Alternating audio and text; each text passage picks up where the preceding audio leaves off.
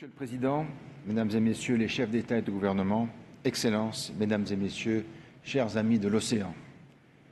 C'est la troisième fois que nous nous réunissons dans cette configuration autour des océans, la troisième fois seulement, alors que les océans, nous le savons, couvrent plus de 70% de la surface de la Terre et jouent un rôle vital pour les équilibres de notre planète. Régulateurs du climat, vivier de biodiversité, foyer d'énergie infinie, ressources alimentaires, support de nos échanges, ils sont notre bien le plus précieux. Nous devons nous pencher sur leur sort, et je remercie la France et le Costa Rica, les organisateurs de cette conférence à Nice, chez nos voisins niçois, de nous y inviter. Ce trésor est en péril. Depuis notre rencontre à Lisbonne en 2022, les changements climatiques, l'érosion de la biodiversité et les pollutions, et notamment la pollution plastique, s'accroissent dramatiquement et nous peinons à répondre à cette crise planétaire. Pour autant, nous ne sommes pas impuissants et nous n'avons pas été inactifs. Même fragilisé, le multilatéralisme demeure notre seule solution. C'est pourquoi nous sommes ici aujourd'hui.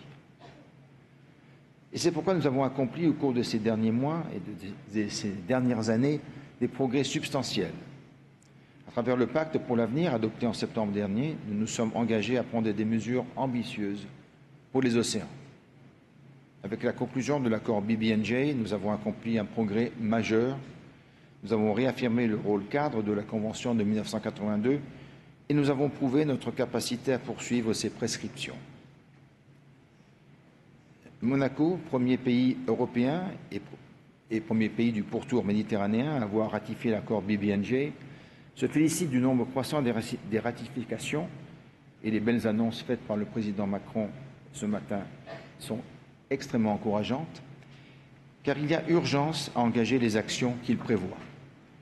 La création d'un réseau connecté d'aires marines protégées en haute mer contribuera à protéger plus efficacement les écosystèmes marins. Elle aidera à la réalisation de l'objectif commun de protection de 30% de l'océan d'ici à 2030, un horizon encore lointain dans certaines régions, comme ici en Méditerranée. Nous devons donc intensifier notre action et renforcer nos capacités de résilience face aux phénomènes qui affectent nos mers et nos populations. L'acidification des eaux, la fonte de la cryosphère et l'élévation du niveau de la mer fragilisent les espaces habitables des zones littorales. Ils constituent une menace existentielle pour les pays les plus vulnérables qui mériteraient véritablement tous nos efforts. Face à tous ces défis, les sciences de l'océan doivent jouer un rôle central.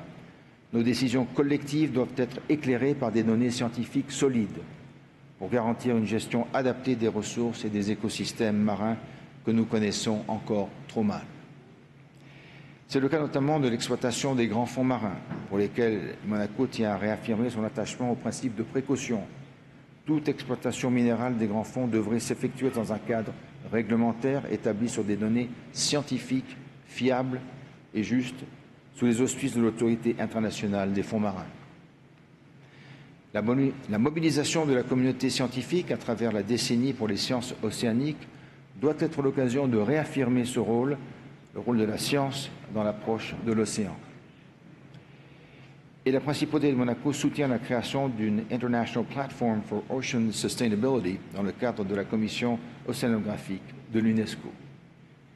Enfin, notre action en faveur de la réalisation de l'ODD 14 doit s'accompagner du déploiement d'un modèle économique adapté, compatible avec une gestion respectueuse de l'océan.